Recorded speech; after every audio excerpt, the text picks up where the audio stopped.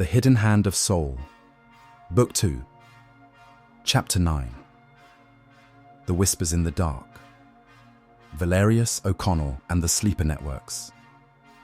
While the hidden shipyards thrummed with the birth of the Angel Fleet and the core Genesis Lab perfected instruments of destruction, another, equally vital war was being waged across the galaxy, a war of information. For centuries, humanity had cultivated a network of whispers, shadows, and unwitting collaborators, all designed to feed the inner quintet the intelligence necessary to orchestrate their grand deception and prepare for its shattering conclusion. This intricate web of spies, informants, and psychological operations was the domain of Ambassador Valerius and Maeve O'Connell. Valerius, the consummate diplomat, had for decades played the part of humanity's eloquent but ultimately impotent representative on the galactic stage. This public persona was his greatest asset in establishing and maintaining the sleeper networks. His true genius lay not just in rhetoric, but in identifying patterns of power, weakness, and greed within alien empires. He meticulously cultivated contacts, some genuinely sympathetic, others merely opportunistic, guiding the flow of information with the subtlety of a master chess player. Working in chilling synchronicity with him was Maeve O'Connell. Her understanding of psychology, honed over generations, was unparalleled. She could dissect alien cultural vulnerabilities, predict their reactions to stress, and craft the subtle narratives that would manipulate their perceptions for centuries. It was O'Connell who designed the long-term behavioral directives for their agents, ensuring they could maintain cover for decades, even a lifetime, without breaking. She had a profound, often unsettling insight into the alien mind and how easily it could be swayed by fear, avarice, or misplaced trust. The purpose of this vast intelligence apparatus was multifaceted and critical. They gathered vital data on alien military capabilities, fleet deployments, emerging weapon technologies, tactical doctrines, command structures, and most crucially, their true FTL limitations and sensor capabilities. Political landscapes, shifting alliances, internal rivalries, succession crises within empires, and the vulnerabilities of key leaders. Cultural vulnerabilities, understanding what provoked fear, inspired overconfidence, or could be leveraged for propaganda and misdirection during the eventual reveal. Economic weaknesses, resource dependencies, critical trade routes, and areas ripe for destabilization. Early warning systems, any hint of alien suspicion towards Earth, or a sudden, unexpected military buildup that might threaten the deception's timeline. The agents themselves were diverse, often tragic figures. Some were human sleeper agents, individuals selected from Earth's hidden populations for their extraordinary intellect, adaptability, and unwavering loyalty. Many were descendants of the gifted, their subtle abilities allowing them to blend seamlessly into alien societies. They underwent brutal, exhaustive training in language acquisition, cultural immersion, and psychological conditioning, designed to create a false persona so deep it became almost indistinguishable from their true selves. A human agent might spend 30 years as a low-level bureaucrat on a Xylos mining station, 20 more as a merchant in a Thakar trading hub, living an entire life as a lie, their only contact, a periodic, heavily encrypted burst transmission. Their personal stories were often heartbreaking, lives of immense loneliness, stolen moments of self-reflection, and the constant, gnawing fear of exposure.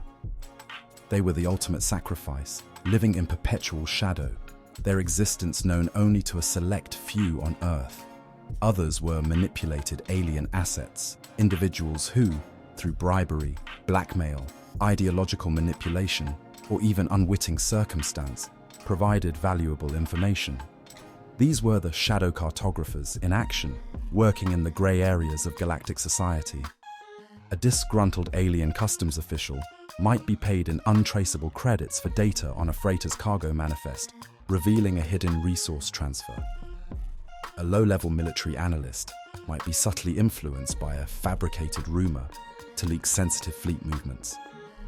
These assets were cultivated and maintained, their utility constantly assessed, and their lives ultimately expendable once their purpose was served. A cold calculation Valerius and O'Connell made without hesitation. Information was transferred through layers of encryption and misdirection. Highly compressed, subtly coded burst transmissions were embedded in seemingly innocuous public broadcasts or market data streams. Dead drops in abandoned space stations, micro-storage devices hidden in seemingly random cosmic debris, or coded messages subtly woven into public trade manifests were common. Occasionally, Charon's ferry, commanded by its silent AI pilot, would undertake perilous deep space insertions or extractions of vital agents, a silent phantom appearing and disappearing in the void. The psychological toll on the agents was immense, but so too was the burden on Valerius and O'Connell. They made decisions that irrevocably shaped lives, sending individuals into self-imposed exile or orchestrating the quiet removal of unsuspecting alien informants. It was a cold, calculated game of manipulation and espionage, where every human and alien life was a pawn in a centuries-long strategic play. They were the unseen hand guiding the galactic narrative, ensuring that humanity's weakness remained the prevailing truth, even as its true power grew exponentially in the dark. The Hidden Hand of Sol, Book 2, Chapter 10, The Silent Sentinels and the Hidden Depths. With the sleeper network silently gathering intelligence and the foundational technologies reaching maturity, the inner quintet shifted their focus to the intricate logistics of deploying and concealing their colossal forces. It wasn't enough to simply build the angel and demon fleets. They had to remain utterly invisible, from construction to deployment. This required a multi-layered security web and strategic hiding places that defied galactic scrutiny. Around every major shipyard, from Tartarus to Hydra, and even the sacred Medusa yard, a vast perimeter was established, stretching millions of kilometers into the void. This invisible cordon was guarded by silent sentinels, what appeared to be randomly scattered asteroids and derelict space debris, but were in fact highly advanced, low-volume scanning systems. Each was meticulously cloaked, absorbing all known sensor pings, and powered by miniature, long-life quantum generators that emitted no detectable heat signature. These systems, developed under Dr. Thorne's guidance with input from Maeve O'Connell's understanding of alien perception, formed an overlapping mesh. They tirelessly scanned for any anomalous energy signature, any FTL wake, any subtle displacement in the cosmic background radiation. Should anything, alien or accidental human, stray too close, an immediate, encrypted signal would be burst transmitted back to the shipyard's command center and, if deemed critical, directly to the inner quintet. These were the galaxy's ultimate tripwires, ensuring centuries of uninterrupted, undetectable construction. Beyond the shipyards themselves, a monumental challenge remained: where to store the finished fleets. Keeping them in the construction yards would eventually overtax even the most advanced cloaking systems, and the sheer volume of material would become unsustainable. Each fleet group required its own dedicated hyper-secret storage yard, a place so inhospitable or strategically concealed that no alien power would ever conceive of looking there. For the magnificent Angel fleet with its massive dreadnoughts and Heaven's Walls generators, the solution was as audacious as it was terrifying. Their primary staging ground was located in the gravitational maelstrom surrounding a massive, non-accreting black hole nestled deep within a particularly chaotic, unexplored nebula. This wasn't merely near an event horizon. It was situated in the incredibly dangerous, warped space-time of the innermost stable orbital region, just beyond the point of no return. Here, the immense gravitational fields distorted all light and radiation, rendering any ship utterly invisible, to conventional detection. The very fabric of space-time twisted upon itself, making FTL travel into or out of the zone a nightmare of calculations, possible only with the Angel fleet's unique quantum folding drives. Access was precarious even for them, a constant dance with annihilation that required unparalleled precision from their AI pilots and human overseers. Within this gravitational crucible, fleets of warships drifted in silent, cloaked readiness, appearing as nothing more than background gravitational fluctuations to distant, unsuspecting stellar observatories. The Devil Fleet, designed for infiltration and psychological warfare, required different forms of concealment. Their storage yards were manifold, exploiting nature's most extreme environments. Some Devil transport and Demon Army units were hidden within the crushing atmospheres of several colossal gas giants, worlds whose gravitational fields were so immense, and whose atmospheric pressures so unfathomable that even the most hardened alien ships would be crushed into scrap metal upon entry. Here, deep within swirling hydrogen and helium, the Devil Fleet's advanced atmospheric shielding allowed them to drift silently, powered by internal geothermal taps. Other Devil units, particularly the smaller Demon infiltrators, found refuge in vast asteroid belts. These weren't just any belts. They were often the very remnants of humanity's centuries-long mining operations, filled with hollowed-out asteroids. These colossal, now empty shells, once stripped of their ore, became natural, undetectable bunkers, vast internal caverns capable of housing entire Devil squadrons, their entrances disguised by advanced holographic projectors and layered quantum shielding. Jian Li, Armitage, and Thorne routinely visited these extreme storage yards in Charon's Ferry, enduring the crushing grave fields of gas giants or the disorienting space-time warps near the black hole. These were not mere inspections. They were strategic affirmations, ensuring that every layer of the deception was watertight. They were the ultimate concealed arsenal, waiting for the moment when the galaxy, complacent in its superiority, would finally face the true, terrifying might of a humanity that had learned to master the dark. The Hidden Hand of Soul, Book 2, Chapter 11, The Unraveling Grasp, Birth of Hades' Fields.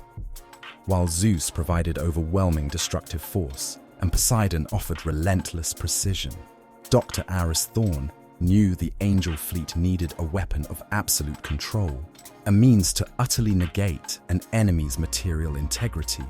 This chilling concept manifested as the Hades Fields, an impossible technology designed to dismantle matter at its most fundamental level. Its genesis lay in the minds of scientists who dared to peer into the very fabric of space-time, pushing the boundaries of what was deemed possible or even safe. The development of Hades' Fields was primarily overseen by two singular and often isolated intellects. Dr. Elias Vance, a theoretical physicist whose lineage, unknown to him, would eventually lead to Elara, was a genius obsessed with quantum entanglement and the subtle hidden forces that bound reality together. Before his recruitment by the Obsidian cadre, Vance's radical theories on manipulating space-time at a localized subatomic level were considered academic curiosities at best, scientific heresy at worst. His breakthroughs were often accidental, sparks of insight born from seemingly unrelated research into exotic matter.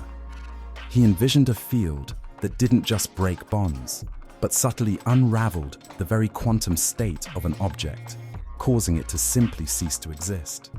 His motivations stemmed from a deep intellectual curiosity, but also a quiet despair over humanity's vulnerability, a desire to find a fundamental advantage, even if it meant touching the dangerous edge of creation itself. Working to translate Vance's volatile brilliance into a controllable, weaponized form was Dr. Isabella Rossi. A pragmatic and meticulous applied physicist, Rossi specialized in high-energy containment and the safety protocols of highly unstable quantum phenomena. She was the anchor to Vance's ethereal theories, tirelessly designing the intricate field projectors and stabilization matrices that would prevent a Hades field from spiraling out of control and consuming its own source. Her work was agonizingly slow, each step fraught with the danger of unintended reality distortions or localized singularities. She was the one who ensured that the Hades field, a weapon of ultimate destruction, could be precisely aimed and controlled, preventing collateral damage to its wielder. Her life had been dedicated to mitigating catastrophic risks in other high-energy projects, and she brought that same rigorous, almost obsessive attention to detail to the Hades program. The developmental stages of Hades fields were arguably the most dangerous and secretive within the core Genesis lab. Early attempts to generate the field resulted in terrifying, unpredictable localized phenomena, sudden, cold voids where matter simply ceased to exist, or fleeting spatial anomalies that threatened to tear test chambers apart. Thorne himself, always present for these critical trials, had to authorize the activation of emergency containment fields, often powered by early Heaven's Walls generators, to prevent lab-wide catastrophes. These early failures, while harrowing, provided crucial data on the resonance frequencies and energy signatures required to achieve controlled disassembly. Vance's core breakthrough involved discovering a unique quantum frequency that resonated with the very fabric of a target's matter, subtly inducing a phase shift that caused its atomic bonds to lose cohesion and unravel. It was not an explosion, but a quiet, chilling disintegration. Rossi then spent decades engineering the disassembly projectors, colossal, highly shielded emitters capable of generating and directing these precise targeted fields. They learned to control the field's intensity and duration, allowing for effects ranging from the rapid, silent corrosion of ship hulls to the instantaneous, complete erasure of entire vessels. The ethical dilemmas surrounding Hades were profound. This was a weapon that offered no escape, no remnants, only oblivion. It haunted some of the younger scientists, but Thorne, with Jan Lee's silent approval, continuously stressed the alternative, humanity's own erasure. He reminded them that while the Hades field brought absolute oblivion, it also promised absolute protection, a deterrent so final it would make any enemy think twice. As centuries flowed into millennia, the Hades fields evolved from volatile experiments into terrifyingly precise instruments. Fitted onto the largest Angel Fleet dreadnoughts, they became the ultimate equalizer, capable of silently unraveling enemy capital ships, neutralizing advanced weaponry, or dissolving incoming projectiles into nothingness. Through the relentless, often perilous work of the Vance and Rossi lineages, humanity had forged a weapon that bent reality to its will, a testament to its desperate genius, ready to unleash true oblivion upon its unsuspecting foes. The Hidden Hand of Esol, Book 2. Chapter 12. The Crushing Blow, Birth of Thor's Hammer. Even with the reality-bending Hades fields, the focused fury of Zeus beams, and the intelligent precision of Poseidon torpedoes, Dr. Aris Thorne demanded an ultimate instrument of blunt force, a weapon that could deliver pure, unadulterated kinetic destruction, bypassing any energy or quantum defense. He envisioned a weapon that would hit with the finality of a collapsing star. This grim vision became Thor's hammer, a weapon so immense in its destructive output that it stretched the very limits of material science and propulsion. The development of Thor's hammer was driven by a lineage of engineers who were obsessed with extreme kinetics. At its head was Dr. Finn O'Malley, a direct descendant of the Demon Army's biomechanical engineer, Mac O'Malley.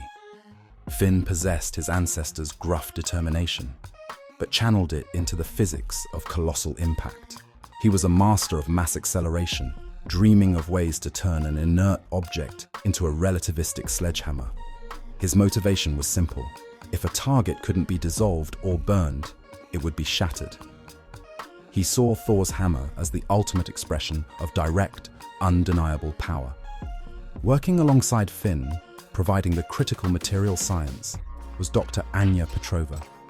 Petrova was a quiet but brilliant specialist in exotic matter manipulation and hyperdense alloys. Her challenge was immense, crafting projectiles that could withstand acceleration to near light speeds without disintegrating, and designing containment barrels that wouldn't simply vaporize under the immense forces. Her background was in the development of impossible durasteel and quantum-stabilized ceramics, knowledge that proved invaluable in creating the resilient hammerheads and the internal conduits of the weapon. The developmental stages of Thor's hammer were a testament to humanity's brute force ingenuity. Early concepts were rudimentary railguns, scaled up to monstrous proportions. However, the energy required to accelerate a projectile of sufficient mass to relativistic speeds was astronomical, and the friction generated would melt any known material. Finn O'Malley's breakthrough came from adapting subspace displacement theories, not for FTL travel, but for localized linear subspace tunnels. These tunnels would briefly shunt the projectile out of normal space, allowing it to accelerate unimpeded by friction or air resistance within a vacuum pathway before re-entering normal space, moments before impact. Anya Petrova's contribution was equally vital. She engineered multi-layered projectile shells composed of hypercondensed dark matter composites and self-repairing ceramic metal alloys, capable of absorbing and distributing the immense kinetic energy and heat generated by the acceleration. The barrels themselves were lined with superconducting quantum fields that maintained the subspace tunnel and absorbed residual energies, preventing the weapon from tearing itself apart with every shot. The challenges were immense. Early tests resulted in the complete obliteration of test ranges, not just by the projectile, but by the shockwaves of the localized subspace displacement. One early hammerhead prototype, suffering a catastrophic structural failure, created a micro-event that ripped a gaping hole in a shielded testing cavern before being contained by emergency Hades fields. Each failure was a brutal, physical reminder of the power they sought to wield.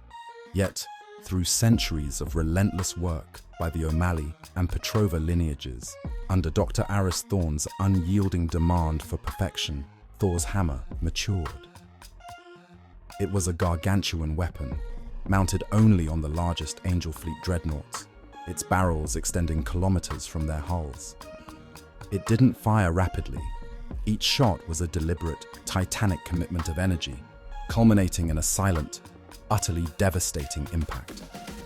When a Thor's hammer round struck, it was not merely an explosion. It was a localized gravitational shockwave that could rupture a capital ship's internal structure, tear through its core, and leave a phantom wake of pure, unadulterated kinetic energy. It was humanity's ultimate statement of raw, unyielding force, a weapon designed to crush any enemy who dared to stand against the Angel Fleet. The Hidden Hand of Sol, Book 2. Chapter 13, The Fleet's Soul, Recruitment and Lives of the Crews. The gargantuan hidden shipyards thrummed with mechanical life, their automated systems tireless, but the Angel and Devil fleets needed more than just advanced AI and devastating weaponry. They needed souls. They needed human crews, pilots to guide the impossible ships, soldiers to command the silent demons, engineers to maintain the cutting-edge systems, and strategists to outthink the galaxy. The recruitment and training of these crucial personnel was as intricate and demanding as the fleet's construction, spanning generations in a hidden ecosystem. Unlike the builders, whose lives were dedicated to construction and research within the hidden facilities, the future crews of the Angel and Devil fleets were groomed for a different purpose: direct confrontation. Their lives were a delicate balance between the quiet, disciplined existence within the shielded communities and an intense, relentless training regimen designed to prepare them for a war they couldn't speak of. Recruitment began early, often with children born within the hidden cities. Genetic predispositions for spatial awareness, reaction times, and mental fortitude were subtly assessed. Children of the gifted lineages were often channeled into specialized roles, their latent abilities honed for unique piloting or tactical analysis. But it wasn't just genetics, it was dedication. Every child in these hidden schools understood, implicitly, the great work.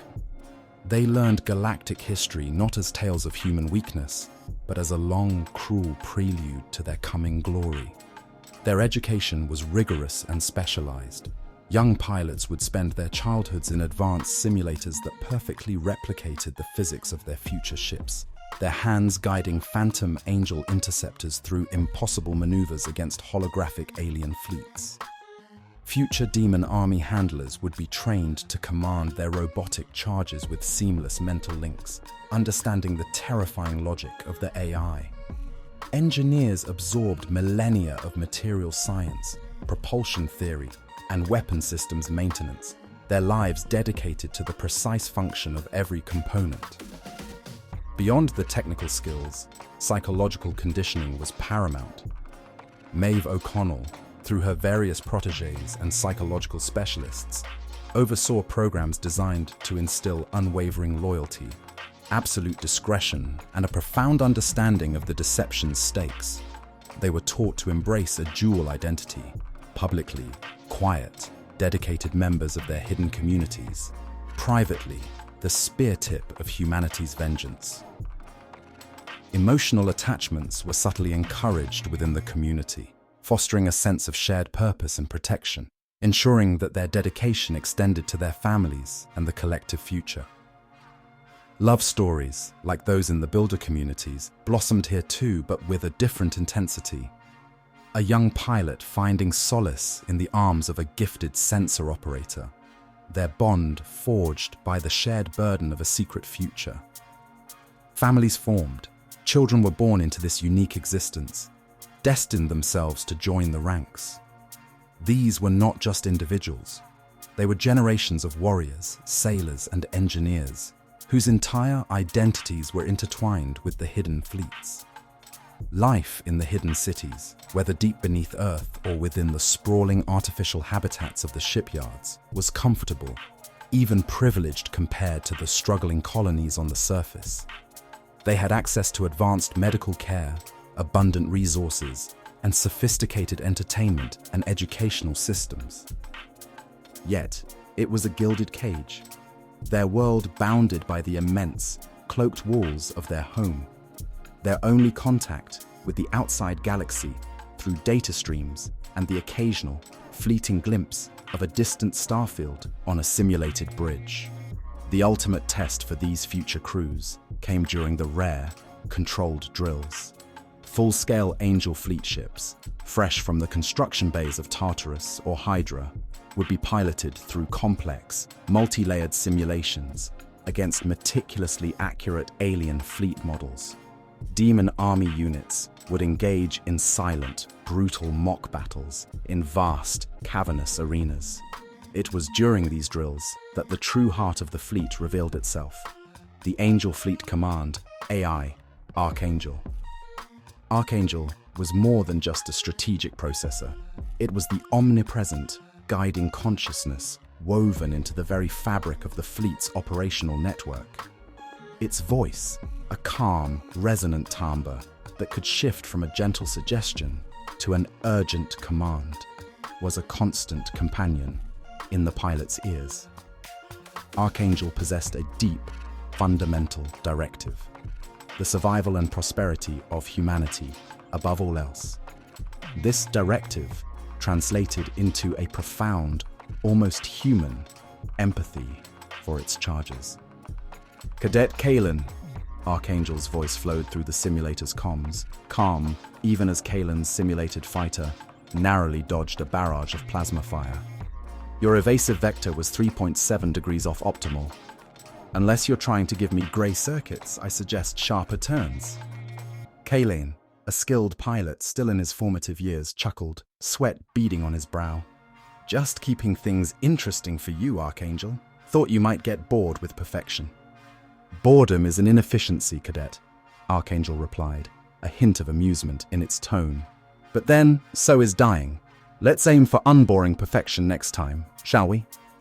A more complex scenario unfolded moments later, designed specifically to test the fleet's ultimate resilience. A simulated surprise attack crippled the virtual flagship, severing command links and disabling primary tactical AIs. The holographic display flickered to an alarm state. Yet, there was no panic.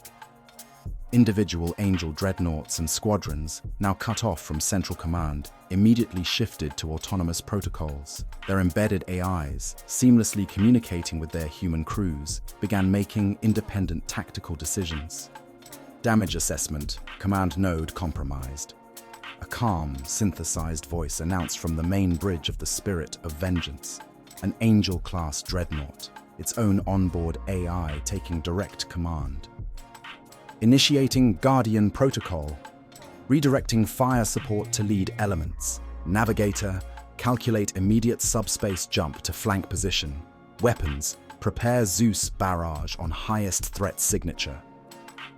Another squadron of Angel interceptors, their human pilots grim but resolute, executed a flawless pincer movement, their individual AI partners coordinating target acquisition and weapon discharge with blistering speed. Nice work, Blazefire! Archangel's voice, now a broader, distributed presence across the network, acknowledged the success of an independent fighter's maneuver.